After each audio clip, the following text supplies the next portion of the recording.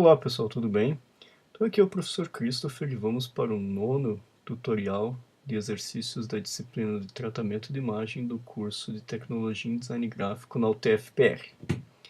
Neste exercício nós vamos trabalhar com algumas coisas que a gente já vem trabalhando antes, mas dessa vez nós vamos tentar uma prática um pouco mais aprofundada e formalizar um pouco mais esse conteúdo que é relativo aos modos de mesclagem das camadas no Photoshop, ou em inglês Blending Modes. Vamos dar uma olhada lá nas imagens que nós temos para fazer esse exercício primeiro. Então, são 5 imagens que nós temos lá no Photoshop. A primeira, essa imagem com detalhes de uma folha, com predominância desses tons na cor verde. Segunda imagem, essa textura de papel amassado. Terceira, essa textura de madeira cortada. Quarta, essa padronagem com motivos florais aqui, fundo vermelho e alguns detalhes em amarelo. E por fim, a imagem em tons de cinza desse panda. Então, neste exercício nós vamos falar sobre modos de mesclagem ou blending modes, que como o próprio nome diz, são os modos pelos quais as imagens interagem entre si em camadas diferentes no Photoshop e se mesclam para dar resultados diferentes. Então é como se fossem níveis de transparência dessas imagens, né, modos de fazer essas transparências de maneiras diferentes. E nesse exercício nós vamos praticar exatamente isso. É um exercício bastante simples e baseado no princípio de tentativas e erros mesmo. Então, a ideia é que nós exploremos e tentemos usar diversos modos de mesclagem até chegar ao resultado final. E qual que é esse resultado final? É precisamente este aqui. Então, eu tenho que fazer uma mesclagem dessas camadas todas no Photoshop para obter uma composição em que eu consiga ver detalhes de todas elas. Então, eu consigo ver bem o verde da imagem das folhas, o desenho do panda, consigo ver também essa textura de papel amassado, a textura da madeira e também essa padronagem aqui que originalmente era com fundo vermelho. Então tenho todas as minhas imagens ainda visíveis de alguma forma por meio da interação que elas têm entre si com os modos de mesclagem. E a ideia é que nesse exercício a gente não trabalhe máscara, não trabalhe recorte, nada. Então todas as interações, todo esse resultado aqui vai ser gerado apenas pela variação nos modos de mesclagem. Então, voltando lá para o Photoshop, vocês podem verificar que todas essas imagens originais, elas têm um código aqui A, B, C, D e E. Isso diz respeito à ordem que vocês devem organizar essas imagens enquanto camadas do arquivo PSD para atingir aquele resultado final. Então, vamos começar trabalhando com esse panda aqui de base e dar uma especificada, ou melhor, dar uma olhada nas especificações desse exercício. Então, a imagem final tem que ter 1500 por 1000 pixels, deve estar no formato, perdão, no modo de cor RGB e salvo em formato PSD com camadas. Então, a primeira coisa que a gente vai ver aqui é o tamanho dessa imagem. Vamos lá para o menu superior Image ou Imagem e tamanho da imagem ou Image Size. Também consigo acessar pelo Ctrl Alt I. Então, eu tenho 1728 por 1152.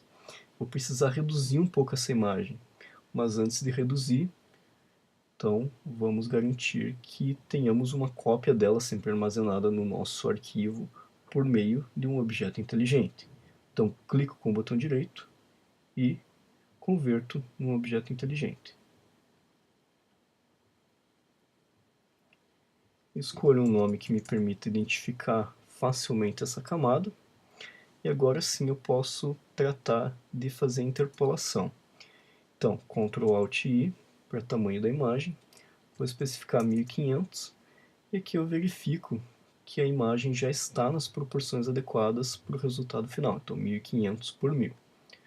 Dou OK.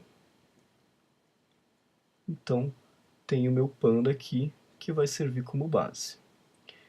A próxima imagem é essa padronagem aqui, com esses motivos florais, fundo vermelho e detalhes em amarelo. Então, primeira coisa, converter em objeto inteligente, um nome que me permita identificar o conteúdo dessa imagem e vou duplicar para aquele arquivo do Panda.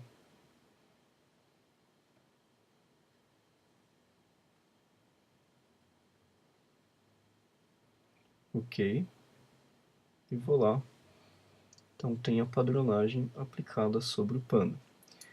Vamos fazer uma transformação livre aqui para ver o tamanho dessa imagem. Então ela está um pouco maior.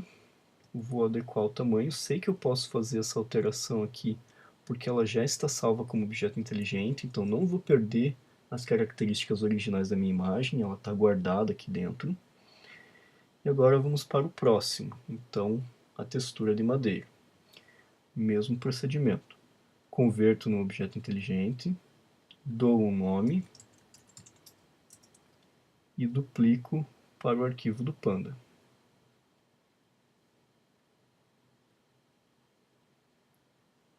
OK. E venho para cá. Então também tenho agora a minha textura de madeira. Mesma coisa, vou aplicar uma transformação livre apenas para adequar essa imagem aqui ao tamanho que eu tenho disponível.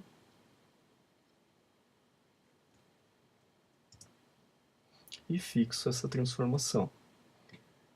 Próximo, então, textura de papel. Mesmo procedimento.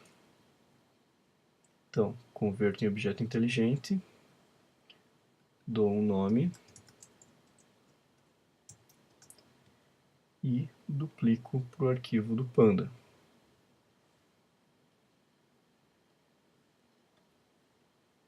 Venho aqui para ver o que aconteceu, então tenho a camada com a imagem do papel.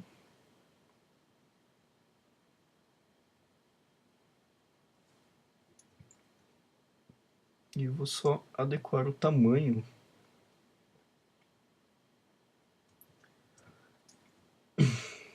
para aproveitar da melhor maneira as características da imagem dessa textura de papel amassado. Então, por fim, vou para a imagem da folha e repito esse procedimento. Converto em objeto inteligente, dou um nome e duplico para o arquivo do Panda. OK, vamos lá. Tenho a folha aqui. Vou adequar o tamanho dessa imagem por meio da transformação livre. Fixo essa transformação e agora tenho então todos os layers. Então veja que eu tenho lá A é a folha, então primeira camada que eu tenho aqui no meu arquivo PSD. B é a textura, que é essa imagem de papel. C é a madeira, então terceira camada. D é a padronagem, então quarta camada aqui. E E é o panda, então quinta imagem da minha composição. A ideia é que a gente atinja aquele resultado esperado apenas trabalhando os modos de mesclagem. Então, antes de fazer isso, é importante que a gente veja e conheça, pelo menos de uma forma básica, o que são e como funcionam esses diferentes modos de mesclagem. Se a gente for abrir essas opções aqui, nós verificamos que existem 6 grupos. Então, esse que é de normal e dissolver. Esse segundo grupo, que é de efeitos de escurecimento. Esse terceiro grupo, que é de efeitos de clareamento. O quarto grupo é de efeitos de adição de contraste. Quinto grupo, efeitos de diferença. E o sexto grupo são efeitos de cor. Então, como é que eles funcionam de maneira básica e resumida? Esses dois primeiros ajustes aqui de modos de mesclagem, eles são ajustes mais gerais na imagem.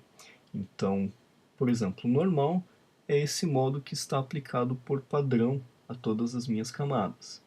Se eu mexer na opacidade da camada, eu vou ter essa modificação aplicada de uma forma geral a todos os pixels dessa minha imagem, dessa minha camada. Então o normal vai sempre manter características regulares iguais para todos os pixels. O dissolver vai trabalhar de uma forma um pouco diferente.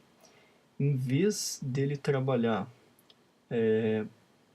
aplicando a mesma transformação a todos os pixels, ele vai excluir alguns pixels da imagem para gerar esses efeitos de transparência.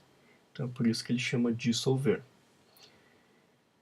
Esses modos de mesclagem do grupo de escurecimento, eles vão funcionar basicamente mantendo os valores cromáticos dos pixels mais escuros da imagem e modificando os valores dos pixels mais claros, tornando-os mais translúcidos. Então, por exemplo, se eu tiver no modo como multiply aqui, ou multiplicação, e tiver um preto bem escuro, ele não vai modificar nada em relação com essa interação com as camadas inferiores.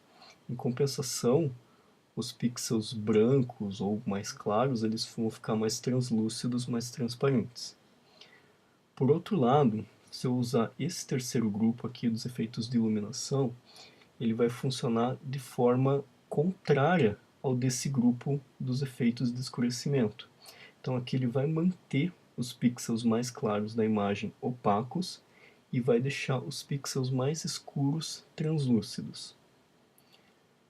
Nesse grupo aqui dos efeitos que são de adição de contraste, ele vai mexer em tudo. Então ele vai basicamente trabalhar deixando os pixels mais claros ainda mais claros e os pixels mais escuros ainda mais escuros.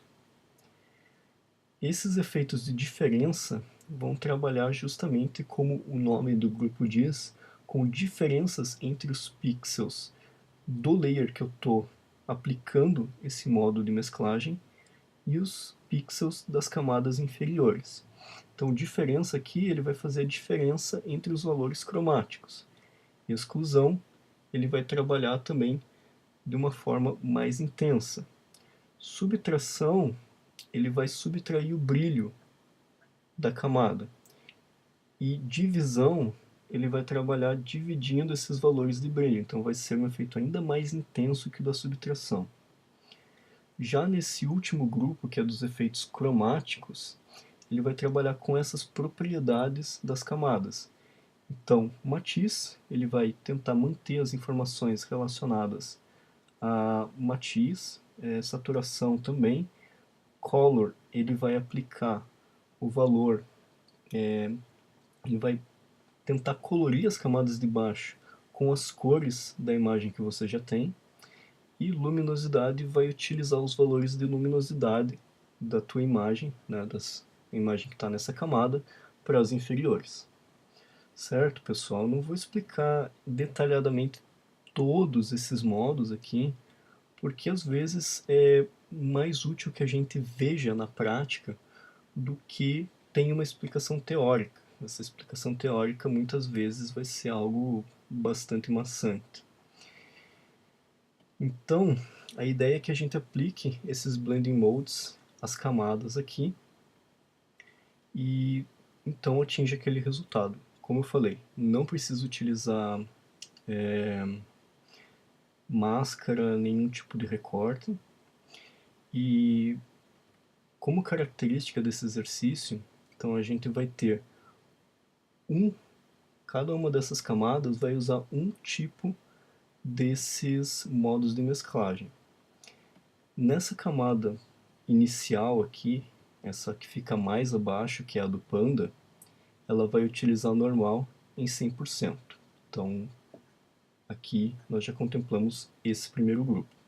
As demais vão usar cada uma um modo de mesclagem de um grupo diferente.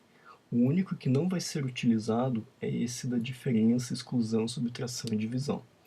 Mas os grupos de escurecimento, de clareamento, de adição de contraste e de cor vão ser todos utilizados, cada um numa dessas camadas, certo? Então, agora o trabalho é com vocês. Então, como é um exercício mais de tentativa e de erro, eu vou ficando por aqui, não vou dar o resultado, diferentemente dos outros exercícios, mas acho que essa explicação já é suficiente para que vocês consigam atingir os resultados. Espero que tenha sido bastante útil. É um exercício bem mais simples que os demais e considero que vocês têm plena capacidade de atingir o resultado selecionado ou algo muito próximo disso. Então eu vou ficando por aqui e até mais.